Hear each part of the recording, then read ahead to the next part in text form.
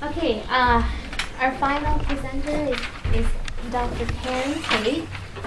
Karen Tate, let me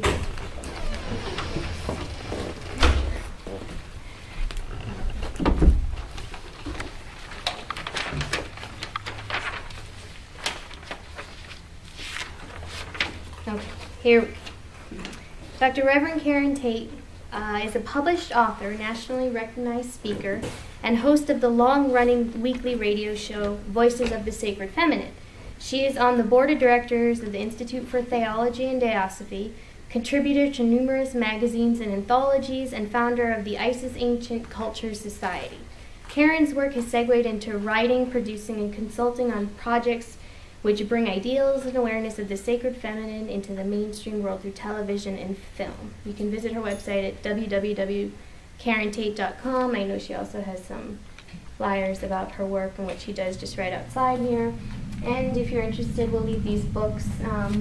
These are her two most well-known published books, Sacred Places of the Goddess, 108 Destinations, and Walking an Ancient Path. So, the title of Karen Tate's presentation, and this is interesting because her approach is more into a kind of political theology. The title of her work is The Politics of Ecofeminist Goddess Spirituality, a Theology for a Sustainable Future.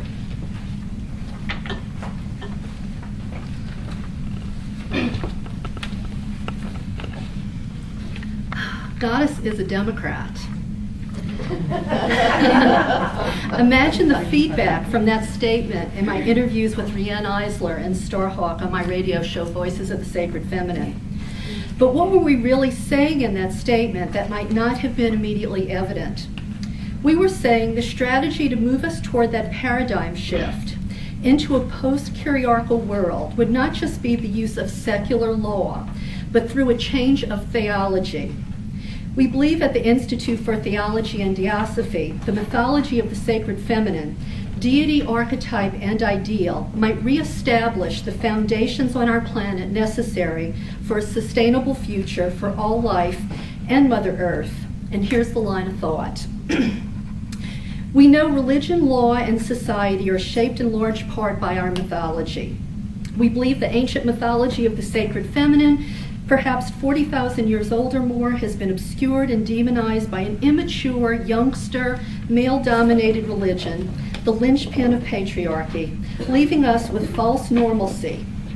Cultures have set men above women, with men indoctrinated to believe they are the rightful masters over nature, and intolerant male-dominated religions believing their God is the only real God who gives them license to create a crusade against non-believers. Having nothing to counter this unnatural imbalance, we have been left to endure all manner of oppression. Fundamentalism, genocide, militarism, imperialism, homophobia, racism, infanticide, sexism, female genital mutilation, predator capitalism, slavery, exploitation, corporate fascism, threats to our democracy, all as we face environmental catastrophe. According to Egyptian feminist and professor Nawal Saadawi, quote, patriarchy needs God to justify injustice, unquote. So until we get religion out of politics and economics, goddess advocates counter, we must start rethinking our mythology or our religion, seeing the divine not just in male terms, which is dominant in the collective psyche, so we also see the divine in female terms and value the ideals that go along with maternal values, or we may never achieve a contemporary egalitarian society of equality, partnership, and peace for people of Gaia. Then compare the generally accepted views of liberals versus conservatives. According to Berkeley professor and author George Lakoff and his article, The Primitive Conservative Psyche, the conservative belief in individual responsibility to the exclusion of social responsibility is based on the model of the strict authoritarian father, sometimes called the psychological superego or inner critic, which can manifest in the weak or unaware mind as judgmental, aggressive, negative, ruthless, mocking, unforgiving, and irrational, with a distrust of government. Lakoff equates conservative mentality to a primitive aspect of human nature, explaining, quote, conservatives' mental gymnastics for disrespecting the poor enable them to practice guilt-free ruthlessness while feeling morally superior, unquote. They rationalize their lack of empathy by claiming that the poor deserve their poverty because they are responsible for their own failings, rather than considering they might be doing well considering the hand they'd been dealt. Likewise, we know many Christians see their wealth as a gift from God and rationalize poverty as punishment for sin. Conservatives tend to want to support established institutions for social stability, even if this stable order means the oppression of patriarchy. According to economist John Kenneth Galbraith, quote, the modern conservative is engaged in one of man's oldest exercises in moral philosophy, that is, the search for a superior moral justification for selfishness, unquote. On the flip side, according to Webster's dictionary, liberals are generous, broad-minded, and tolerant, and believe in individual rights and freedoms. Liberals want progress and value equality, diversity, and social justice. They view government as the protector of the environment and people and want government to help alleviate social ills and protect civil liberties and human rights. That said, perhaps it's clear to see why Riane Eisler, along with many other goddess advocates, have said, until we have a viable eco-feminist goddess political party, maternal values of the sacred feminine are more in sync with liberal and progressive ideals, which are the home of a true democratic party. So let's look at several examples of the marriage between liberal values, political platforms of Democrats, and sacred feminine mythology. Number one, we find under the broad umbrella of goddess many faces across continents and cultures, with no mandate that we worship one name, one face. Instead, we see a metaphor for diversity and inclusion in the loving and life-sustaining sacred feminine, rather than the jealous, one-way, monotheistic god of patriarchy, keen on asking men to sacrifice their sons to prove their loyalty. Likewise, the democratic umbrella casts its net wide. It's, generally speaking, the natural home of those embracing gender equality and people of all walks of life, gay, straight, people of all skin colors and religions, or no religion at all. Juxtapose that with the majority of white Christian faces peering out at you from a male-dominated Republican National Convention. Number two, consider the mythology of the Inuit goddess Sedna. She's the gatekeeper between humankind and the sea creatures upon which people depend for their livelihood. If man becomes too greedy and exploits the creatures of the sea, Sedna cuts him off until he takes only what he needs. Greed and excess are taboo, as we're all interdependent upon each other. Likewise, real Democrats are the gatekeepers demanding regulations so that corporations cannot run amok and destroy resources of Mother Earth or rights of people. On the other hand, because of the Republican worldview in favor of free trade and globalization, the GOP has fought against taking steps to alleviate the threat of climate change. They dismiss it as a hoax or socialist plot to redistribute wealth from corporate polluters to the poor nations they've harmed. Number three, the Egyptian goddess Isis bestowed upon pharaohs their right to rule, and they were to rule their kingdom under the laws of the goddess Ma'at, namely truth, balance, order, and justice. Likewise, the Roman Lady Libertas represented the deification of the virtue of freedom. It should be noted that it was under democratic administrations progress was made on civil rights and social safety nets, while Republicans generally put corporate interests before people. Case in point, the conservative-leaning Supreme Court's decision that corporations are people, which has had a disastrous effect on the democratic process. Republicans have forced a watering down of regulation of Wall Street and threatened to defund many consumer protection agencies. And how can we ignore Fox News, arm of the Republican Party, who cannot get into Canada because of regulations there against the media disseminating misinformation? Number four, in the theology of the sacred feminine, goddess affirms women's bodies and sexuality. Priestesses of pharmacology, midwives, and women hold the power over their own bodies and life and death in their hands. Today, the patriarchy dictates to women the parameters of beauty, and women fall victims to their standards, spending countless millions with plastic surgeons to live up to some impossible ideal. The patriarchy wants to control all aspects of women's sexuality and reproduction. Big Pharma now holds the power over women's bodies as they encourage women to disconnect from their menses, that monthly inconvenience, that curse. They say, here, take our pill and see your sacred blood magically disappear. Disconnect from one of the very things that empowers you as a woman. In a not-so-veiled culture war, the GOP has declared war on women by attempting to defund Planned Parenthood, thwart access to contraception, trying to pass laws to make divorces harder to obtain, trying to legalize the number of abortion providers, trying to legalize the murder of abortion providers, and by having miscarriages investigated and abortions abolished. Women's bodies and lives are the terrain on which this current extremist conservative movement is taking a stand. 5. Within the theology of the divine feminine goddess,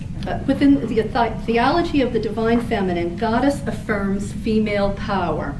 Where goddess was worshipped, her temples were the centers of wisdom, culture, financial power, and were often presided over by women. Researchers point to matriarchal societies, past and present, where goddess was venerated and maternal values practiced. Women and children were protected and had a spot at the center of the culture, reaping the benefits of that position at the center. According to the Egyptian feminist activist and psychiatrist Nawal Saadawi, there can be no real democracy without equality, and there is neither under patriarchy. However, strides are being made by the United Nations and the U.S. State Department to empower women, which is considered the moral imperative of our time. Former President and Democrat Jimmy Carter left his church because of how the Bible discriminates against the female gender and thwarts women from realizing their fullest potential. Republicans, on the other hand, have voted down laws that would guarantee equal pay for women despite women being heads of households. Women do more than 80% of the work around the world while owning less than 20% of the assets. In the United States, females comprise only 17% of leadership positions within academia, corporations, and religious institutions. And 70% of women still retire in poverty. Writing for The Nation magazine in the article titled The War on Women's Futures, Princeton professor and author Melissa Harris Perry decodes the message shrouded in the language of Republican fiscal austerity, which disproportionately affects women, as the GOP's social agenda to undo much progress made by women, forcing them back into the domestic sphere, as they cut family planning, create an environment of compulsory childbearing, where women cannot control their fertility, making them unable to compete for degrees or jobs with their male counterparts. And finally, 6.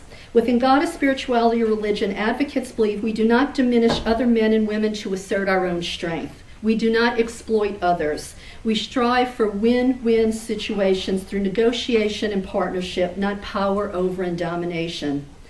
Over the years, we've witnessed how patriarchy, militarism, imperialism, colonialism, conquest, and fundamentalism exploit people and resources, creating poverty and inequity at home and across the globe.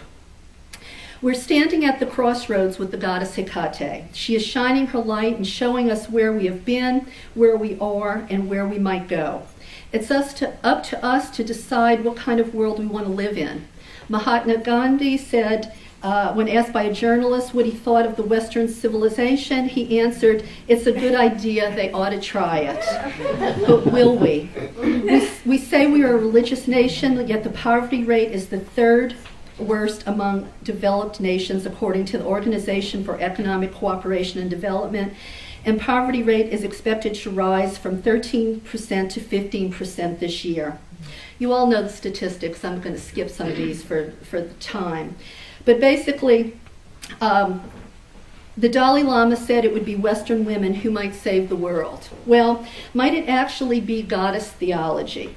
How would people react to a change in mythology? Well, if the popularity of the recent movie Avatar is any indicator, the movie many I know equated with Goddess Church, I think the sacred feminine might stage a coup based on interconnection, reverence for nature, a mother goddess, respect of one another and the planet. Most people thought these were pretty cool ideas. They wanted to be on the first ship to Pandora. Many told me they cried as Jake knelt at the Tree of Souls, imploring Pandora's goddess for help, saying his race, the Earthlings, called the Sky People, had destroyed their mother, and now they were coming to destroy her tomorrow. Yes, the Pope was so concerned by the response to Avatar's message, he felt compelled to come out and publicly reiterate the dogma, nature will never replace religion. And yes, many Christians saw no value in Pandora's values, as they preferred a military conquest and corporate victory over the other. You know, the people not like them, those blue-skinned tree huggers.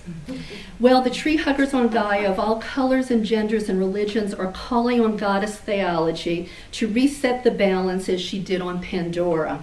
Can we do it? Can change happen?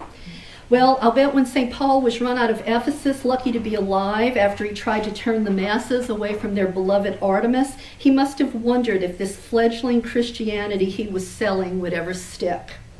If you lived and worshipped in pagan Rome, you probably never dreamed you'd see the day the empire would be dominated by Christians, and if you were an early Christian fearing for your life, you surely wondered what the future held. In the 19th century, it was debated if women even had souls. The United States allowed slavery. Women fighting for the vote in America were threatened with institutionalization and arrest for their activism and a desire for equality. Not that long ago, the thought of an African American or woman becoming president were unheard of. So one thing is certain, change and transformation are inevitable, and it occurs when enough people will it after a profound event or when circumstances collide that usher in transitions of new beginnings. Egypt, Wisconsin, Japan, naked greed, swelling poverty, regressive politics of Republicans so obviously not interested in helping anyone but corporations, disaster and predator capitalism, Wall Street abuse. Is it enough yet? Gaia, Kali, Sekhmet, Isis, Durga, Ma'at, Sedna, Demeter, we call upon you to help us reset the balance.